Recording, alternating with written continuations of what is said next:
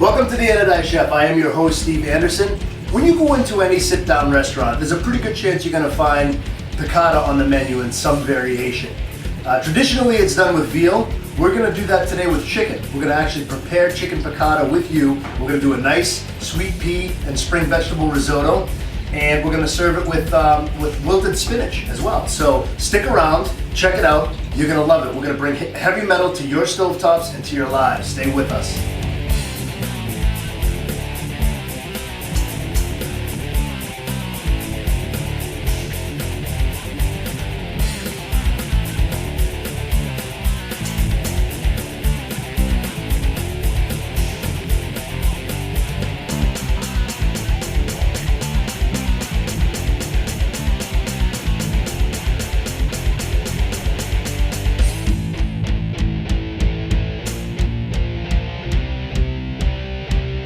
Let's get right into it. We're going to start with our chicken.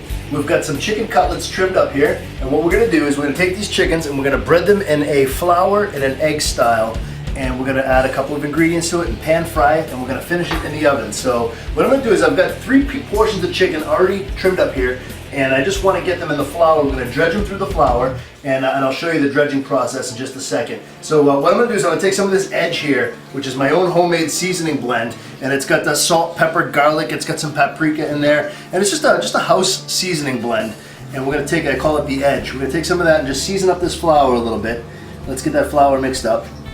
And then we're going to take the chicken breast, and you can pound them down if you want them a little bit thinner than that, but I kind of like that texture right there. I trimmed them down so they're about a ½ inch thick, and it gives it a little bit more body in the after you roast it off and you cook it, it gives it a little bit better of a bite. It's not so much like a cutlet.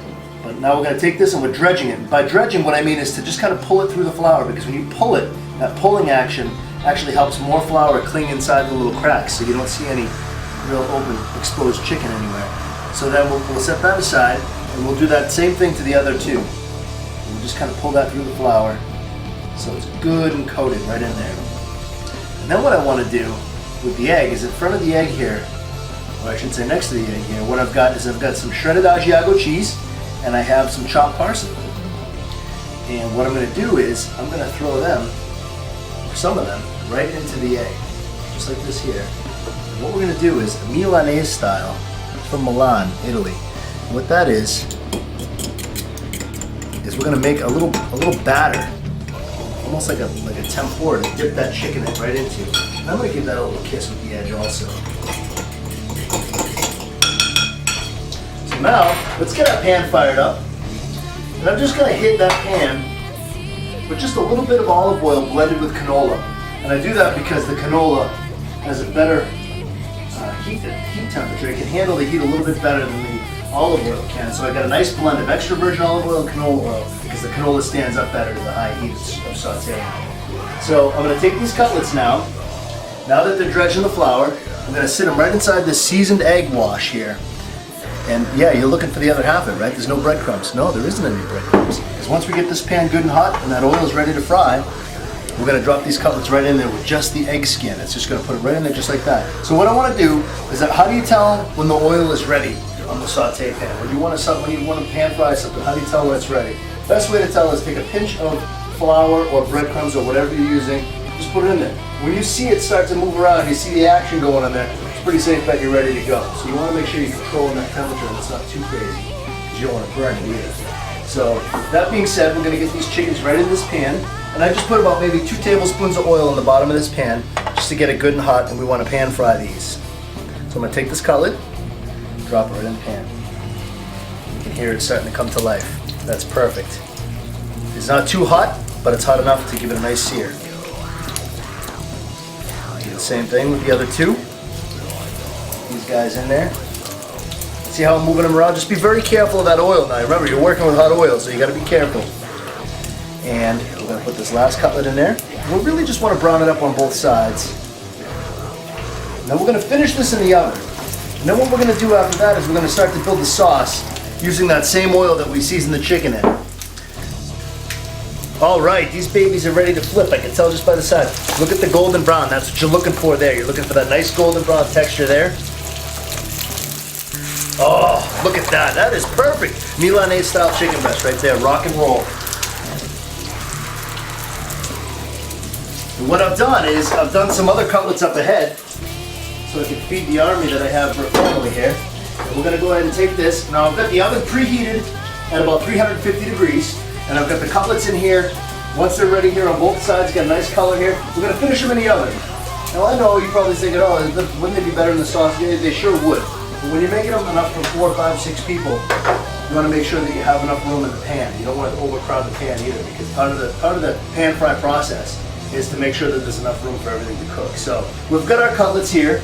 So I'm going to splash them with this here white wine right here. We're just going to give it a little kiss on the top of white wine. And we just really do that just so they stay moist, they don't dry out.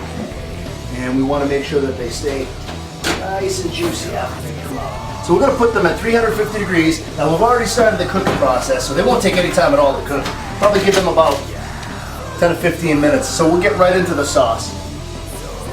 All right, so let's get right into it. We're going to talk a little bit about the sauce here.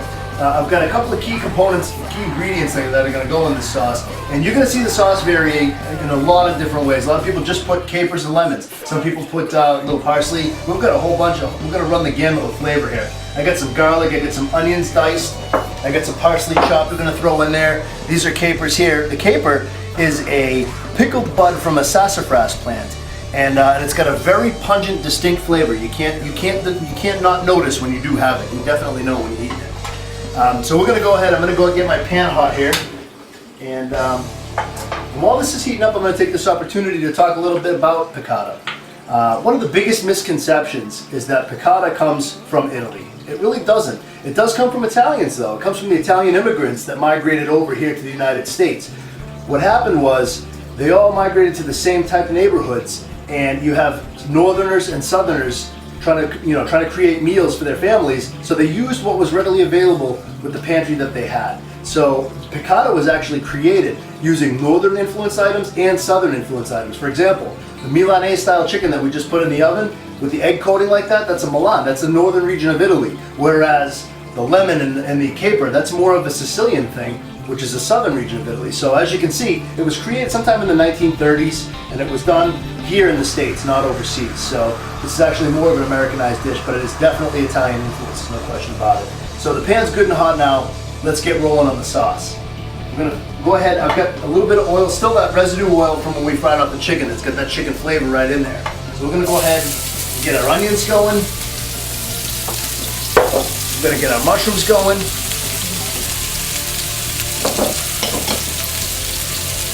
And let's go ahead and get that garlic in there. And that's our aromatic right there. And I got about a teaspoon of garlic in there. So let's get that love going there.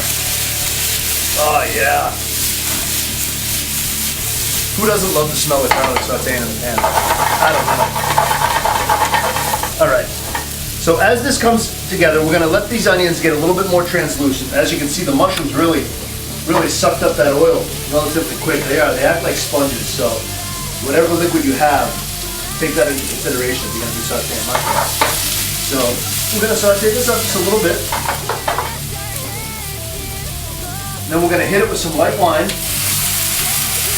And I put probably about a cup of white wine in there. And that could be any kind of wine. Today I'm using Chardonnay. I think the Chardonnay goes well with the acidity of the Chardonnay. We'll talk a little bit more about that when I talk about the wine of the day that we're going to feature with the dish, but I figure we'll keep it the same. We've got a cooking Chardonnay that we're working with here. And we have a nice little bit more of an upscale Chardonnay that we're going to drink with later. So, all right, so that wine's really cooking down quick. We're going to go ahead and throw probably, I like capers, so I'm going to go ahead and put about 2 teaspoons of capers in there.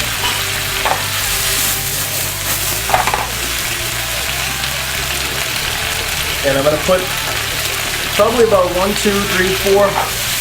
lemon wheels in there. And then I want some juice in there too. So what I'm going to do is, I'm going to take the juice from about a half a lemon. And just be careful of the seeds when you do this. You don't want to get any seeds in your sauce. I'll bite down on one of those, boy. It's a dentist visit. Alright, so I put probably about 2 teaspoons of lemon juice in there as well. Now that's all really coming together nice. All that stuff is reducing right down. So then what we want to do now is we want to hit it with some chicken stock. And I'll probably put about 2 cups of chicken stock in there. And we'll let that simmer down. And as that's simmering, one thing you always want to remember when you're making a sauce is you can't take away salt. So when you're adding the salt, you should do it toward the end. And where my edge is loaded with salt, it's primarily salt, we're going to wait till the end and season that up. Let the sauce reduce, because the more you cook the liquid out of that sauce, the saltier it's going to get. So that's why you want to wait till the very end to add the salt. But as it's cooking down here, let's go ahead and add some parsley in there. Give it a little color and that nice bright spring flavor. There's a party going on here, man.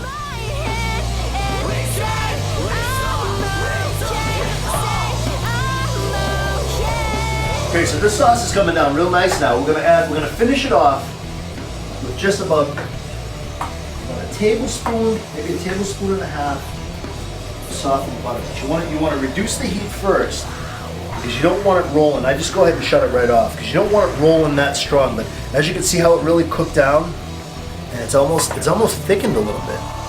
So what we're gonna do is we're gonna finish it with just about a tablespoon and a half of butter. We're just gonna swirl that right in there. Now, I used to add cream to it, and I did that because back in the hotel days, when this was really popular at one of the hotels that I worked at, that was how they did it. But we're really trying to look at lighter, spring, healthy flavors. Now, I know that here I am adding butter to it, but I guess what I'm trying to say is minimize the fat content as much as you can. We're looking for the brighter, crisper flavors. We're looking for that health conscious, a little bit more health conscious. So I figured by omitting the cream, it's not really going to sacrifice too much. So what I'm going to do is I'm just going to put this right here, the sauce in a bowl on the side, and we'll come back to that in just a few minutes when we're ready to go with the chicken. When the chicken comes out of the oven. But we're going to switch gears now. We're going to jump right into the risotto. Okay, so with our risotto, what we're going to do is we're going to do a nice spring vegetable medley on the risotto. Perfect time to have a nice spring dish. So let's get right into it. We're going to start with I'm going to identify all the pieces as we go. We're going to melt down about a tablespoon of butter, and I know I'm trying to keep it healthy, but you got to have the butter in there because it makes a big difference. Because we want to melt this down, and we're going to saute up some vegetables. So I have probably about 2 cups of wild mushrooms. I'm only going to put about a cup of them in there. I've got some minced shallots here. I've got some minced garlic here. This is an arborio rice, which you can find in the specialty section of your grocery store, where you can find, or if you go down like the Italian, they have it sectioned off in geographical genres. You can find this in the Italian section. It's called arborio rice. So now that this is ready to go, let's get our aromatics going. I'm going to throw probably about, about a quarter cup of shallots right into that butter. You can hear how hot that is, ready to go. Wooden spoon is essential in risotto, and you'll see why in a few minutes. So we're going to get those shallots cooking. And we're going to get probably about a teaspoon of garlic in there. We're going to get that going as well. I'm going to go ahead and get some of these. These are wild mushrooms. They're cremini mushrooms. Get probably about a cup of those in there. We won't need all these. So let's get them going. Remember, I started off with butter, but so we got to be careful because butter does burn very quickly. It does not have a good tolerance for high heat. So now that I've got that starting to sweat down a little bit, I'm going to add our risotto right in there. And I've got about a cup and a half of arborio rice. We're going to add that right in. Now what we want to do is we want to saute this up a little bit with the fragrances that are already in there. That oil, the butter that we started with, the garlic, the shallots, and the wild mushrooms. We're going to go ahead and we're going to saute that up until you start to get a nutty smell. You'll start to see the rice start to change color, start to brown up a little bit. And you'll also it'll be fragrant like nuts. So you want to make sure you're keeping it moving at all times, and that's why the wooden spoon comes into play. You want to keep that arborio rice moving, and make sure that you don't let it brown too much on one side. So as you're cooking it, you're going to start to get some new smells out of it. And that's actually the rice browning up, and I'm starting to get that right now. So I'm going to go ahead, and I'm going to add about a quarter cup of that Chardonnay that we worked with on the piccata. I'm going to get that right in there. Listen to that. That's how hot that rice is. And that's going to cook right up. So now what we want to do is we want to add stock to it. Now you can do this a couple of different ways. You have to use a low sodium, either a vegetable stock or a chicken stock. You can keep this completely vegetarian and go with a vegetarian stock. Just make sure it's low sodium, because like I talked about with the sauce and the piccata, if you have too much salt in it, as you cook it down, it's going to get saltier and saltier. So it's very important that you have something that's low sodium. So, all right, I've got about 2 cups of stock here. I dumped about 2/3 of a cup in there. And if you want to get in here on this rice, you can see how much stock is in there and see how I'm continuously moving. The reason why I'm moving this rice around so much is because if you let it sit for so long, arborio is so starchy that it'll form a pancake at the bottom of the pan and only cook on one section. So it's very important that you keep that arborio moving so it cooks all evenly at the same time.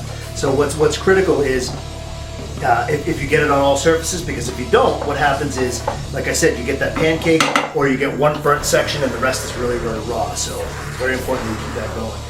The other ingredients that we have here while we're waiting on this to come up is I've got some fresh squeezed lemon juice. That's going to give it a very bright spring-like flavor. What I have here is I have lemon rind here. I cleaned off the lemon and I was careful when I took the rind off not to get the white underlay, which is called the pith. And that's the very bitter part of the lemon. So when you scrape the outside of the lemon, you just want to get that yellow. You don't want to get the white because it's very bitter. Then I have some fresh sweet peas.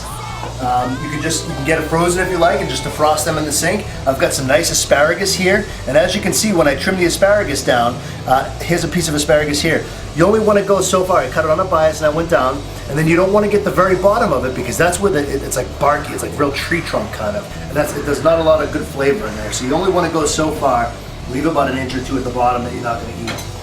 So, and then I have some fresh chopped parsley that we're going to throw in there as well. So now our stock is rolling over here, so let's keep that rice moving. This is one of my favorite rices. This is on the short list of last meals, my last meal. You know, when I die, if I'm allowed to have one last meal, risotto is definitely one of the top 10 items I'm going to be asking. Most of my family loves it. And they love it when I make it. So this is going to take about 20 minutes to cook. You want to continuously, as the rice absorbs that stock, you want to keep adding a little stock at a time and continuously stir that rice. That's what the wooden spoon is for. You want to keep it moving.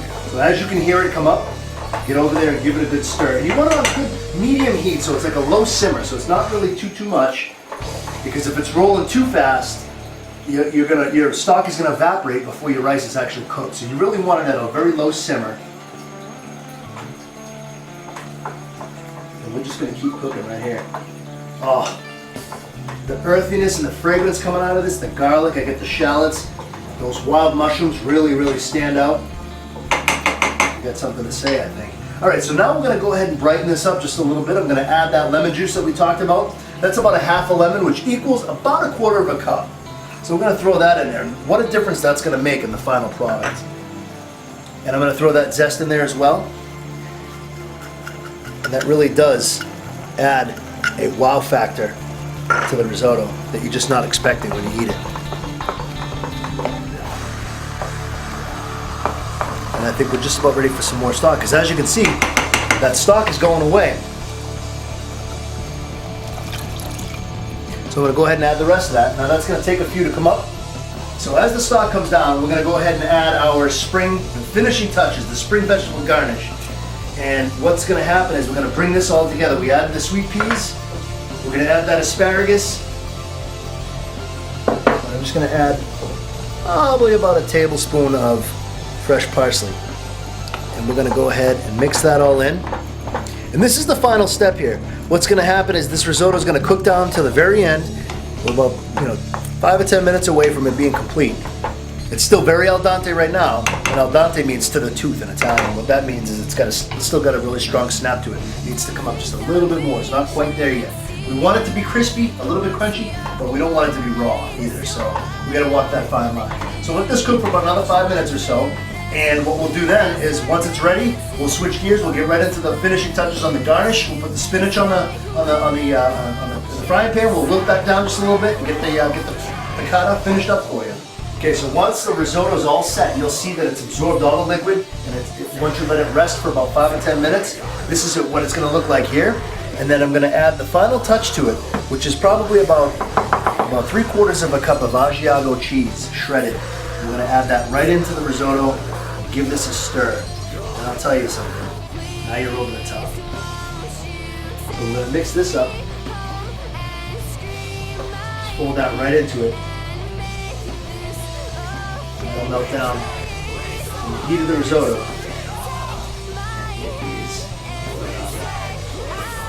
So while this is resting, we're going to go ahead and we're going to wilt our spinach and get ready for the final touches. Now our chicken should be just about ready, and we'll test that in just a minute. So I've got a pan up here on medium heat. Again, we're going to saute with an olive canola blend. We're just going to wilt some of this spinach down right here. And that's going to be our foundation for the plate. Okay. I'm going to grab probably a good fistful of this spinach here. Get that right in there. And you'll hear that start to come to life. Give it a little kiss with some salt, pepper, garlic, or the edge, whatever you like. And really, we don't want to saute it. We don't want to fry it. We just want to kind of soften it up a little bit. We don't want it to be too crispy. We're just basically just trying to bring this down so we can build a nest for our chicken. And all that water coming out of it too. So that's about as much as we want right there.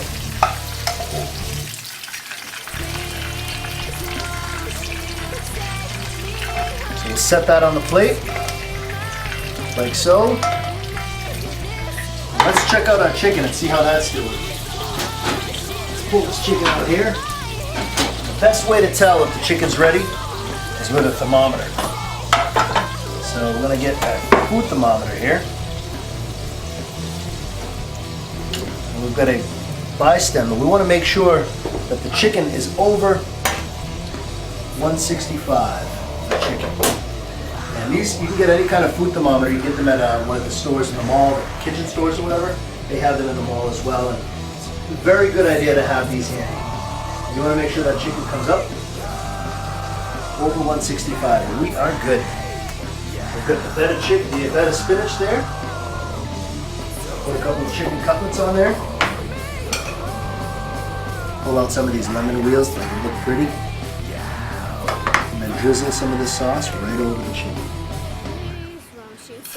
And the piccata complements the spinach phenomenally as well.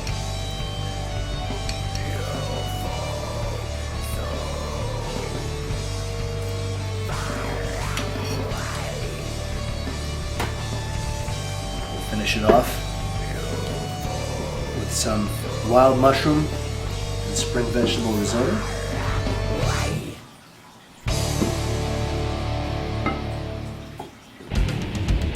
And that give you a nice Italian lunch.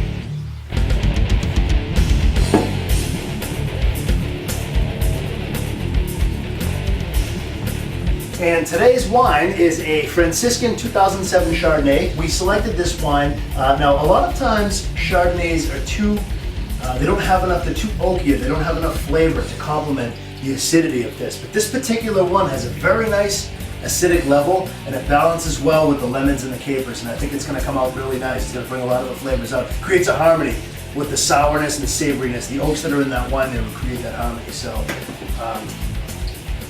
that's why we selected this one. Again, it's Franciscan 2007 Chardonnay. And on that note, I would like to thank you for watching. To our, you gotta step this out. Magic Madness Mayhem. For our Magic Madness and Mayhem, thank you very much for joining us. We'll see you next time.